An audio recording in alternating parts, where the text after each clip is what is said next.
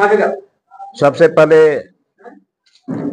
आज इस साहेबगंज में जितने हमारे इलेक्ट्रॉनिक मीडिया और प्रिंट मीडिया सबको मैं आपको धन्यवाद देना चाहता हूं कि आप लोगों ने समय से बिफोर ही आने का काम किया है, उसके लिए बहुत बहुत धन्यवाद देता हूं। आज मैं कल रांची से चला और वहीं से हमने खबर किया कि भाई साहेबगंज में हम अपना प्रेस कॉन्फ्रेंस करेंगे।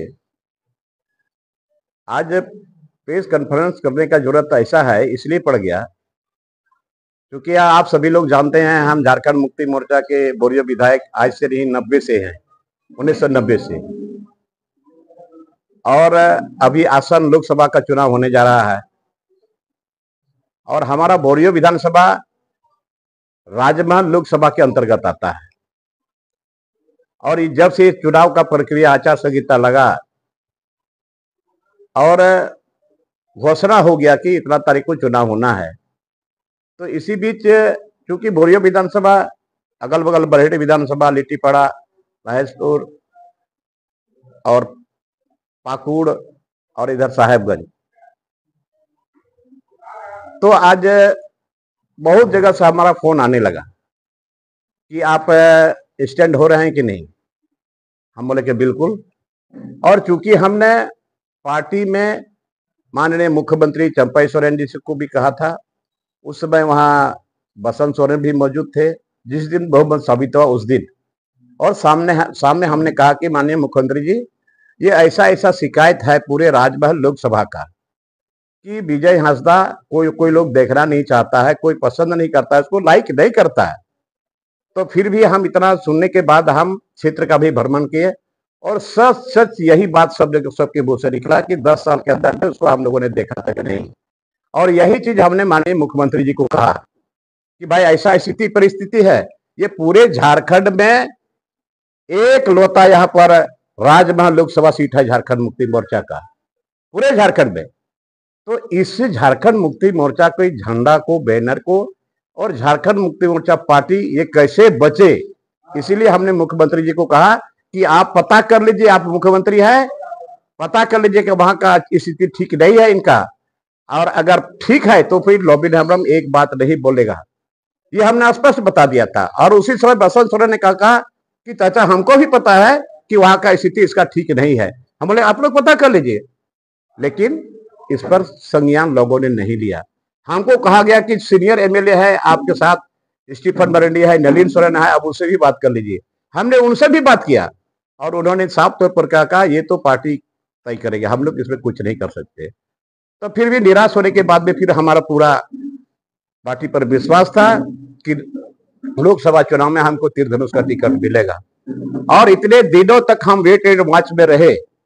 फिर 3 दिन पहले हम जब यहाँ से रांची जा रहे थे, मन बना के चले थे कि आज हम फैसला करके ही आएंगे। कितना दिन वेट एंड वॉच में रहेंगे, वहां फो की स्थिति बनी हुई है। और हम चले, ट्रेन में ही हमको रात में पता चल गया कि सूची जारी हो गया। तो जब सूची जारी हो गया तो मैंने भी सोचा कोई रांची पहुंच जाऊंगा, और उसी दिन कल परसों की बात है, और हमने वहां प्रेस कॉन्फ्रेंस करके मैंने डिक्लेयर कर दिया। क्योंकि क्षेत्र में जो आवाम की आवाज है उसी के मुताबिक मैं, लोगों का कहना था कि चेहरा बदलना चाहिए, मैं नहीं चाहता था कि लोबिन हेम्ब्रम का ही चेहरा आए। बट जब उनको दे दिया गया और लोगों ने कहा कि आप एक विकल्प के रूप में आए हैं और यहाँ जितने हम लोग हैं, हम लोग आपको देखना चाहते हैं, यहाँ का आप एमपी में आप खड़े हो जाए। तो यही बात तो हमने प्रेस मीडिया में कॉन्फ्रेंस में कहा और बोल रहे हैं कि भाई आप उपाय नहीं है, मैं निर्दलीय लड़ूंगा और झारखंड मुक्ति मोर्चा में रहकर ही मैं लड़ूंगा।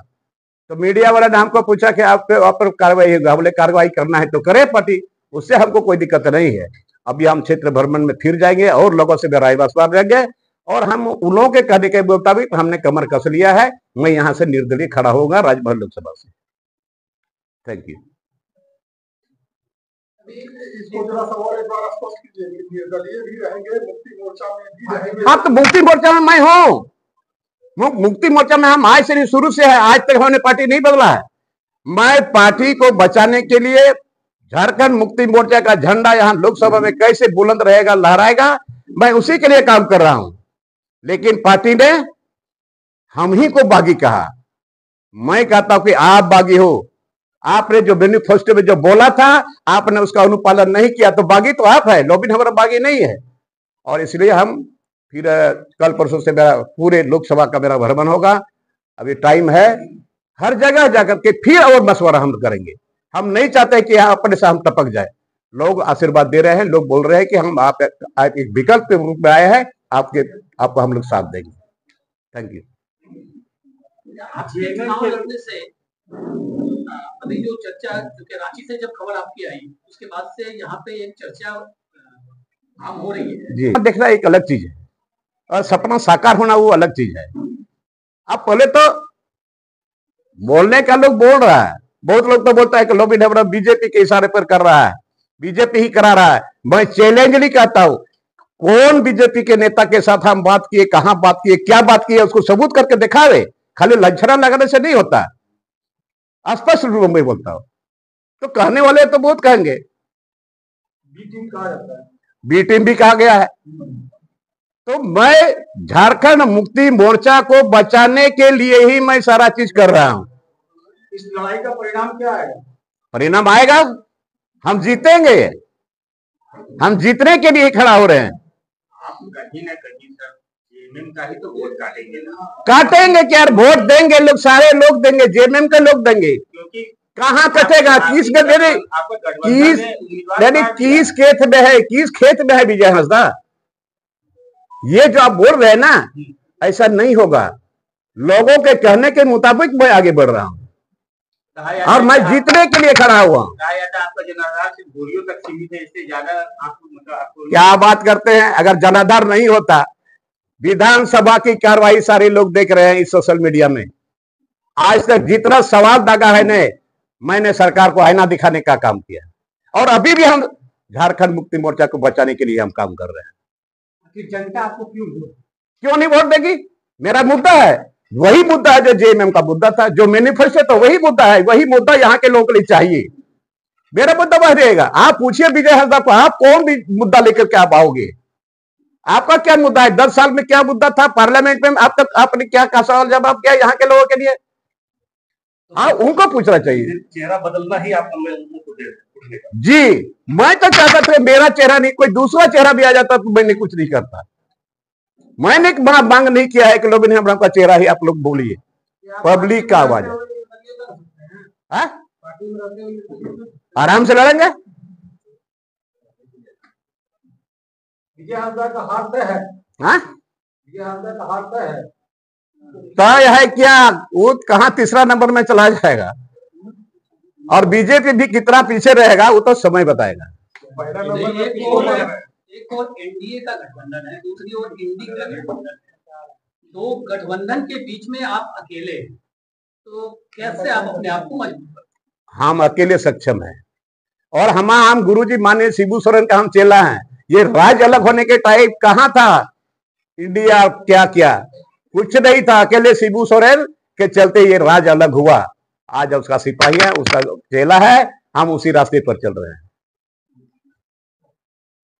और यहाँ पार्टी ने अन्याय किया, बरदम अन्याय किया, अभी भी अन्याय कर रहा है। मैं तो कहता हूं कि दुर्गा सोरेन, स्वर्गीय दुर्गा सोरेन के मरने के बाद हेमंत सोरेन को विरासत मिला और हेमंत सोरेन अभी जेल में है, तो ये विरासत तो उसका भाई बसंत सोरेन को मिलना चाहिए, जो न्याय की बात है। आज झारखंड मुक्ति मोर्चा शिबू सोरेन के परिवार में बड़ी बहू घर से निकल के चली गई भारतीय जनता पार्टी में, इसका कौन जिम्मेदार है? कहां है लोग, पार्टी के लोग? क्यों नहीं इसको अच्छा जगह मिला?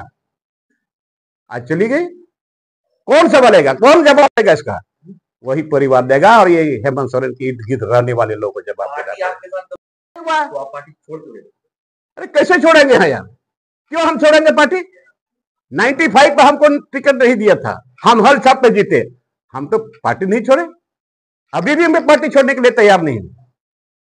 अगर पार्टी आपको निकाल देती है तो इसका वेलकम है, निकाले इसका असर क्या निकाले। अगर वो पार्टी हम पर कार्रवाई करती है, हमको पार्टी से निकालने का काम करता है, तो ये लोग मैं हिम्मत के साथ कहता हूं निकालने, जल्दी निकालो। इसका असर क्या राज्य की सरकार पर पड़ेगा? पूरे राज्य में पड़ेगा। सरकार में तो पड़ना ही पड़ रहा है। जितने लोग हैं झारखंडी जो अभी इधर उधर की बात करते हैं, उन लोगों पर भी पड़ेगा। मतदाता कंफ्यूज हो रहा है, तो मतदाता कंफ्यूज, कोई कंफ्यूज आप लोग करेंगे, मैं बता रहा हूं, कोई कंफ्यूज नहीं है। अगर कंफ्यूज होता तो लोग कंफ्यूज हो जाता है। स्वाधीन कुमार सोनू जो जेलन के विधायक हैं, जो जेलन के विधायक सोनू जो है जी, वो उन्होंने कहा गांडे से अगर कल्पना सोरेन लड़ेगी तो सीएम बनेगी और जो वर्तमान मुख्यमंत्री उसको हटाया जाए। अच्छा, मैं पूछता हूँ, आप सारे लोग जानते हैं कल्पना सोरेन कितने दिन से पॉलिटिक्स में आई है? कितना दिन का पॉलिटिशियन है? वो बहू है, हम मान सम्मान करते हैं उनको, अगर ऐसा होता है तो आप बट उसका भविष्य अंधकार है।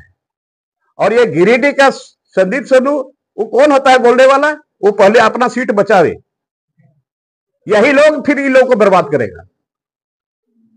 धन्यवाद। चलिए सर, दादा